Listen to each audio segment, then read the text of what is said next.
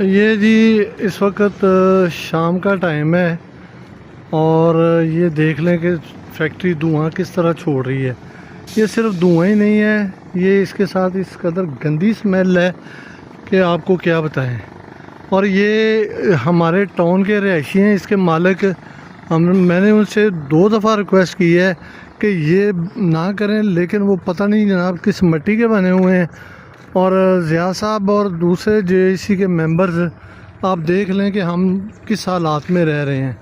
ये इंतहाई बेशर्मी और बेगैरती की बात है कि ये बंदा बाज नहीं आ रहा और ये इसकी फैक्ट्री में से धुआं देखे कैसे निकल रहा है। बहुत शर्म की बात है, इसके लिए डूब मरने का मुकाम है।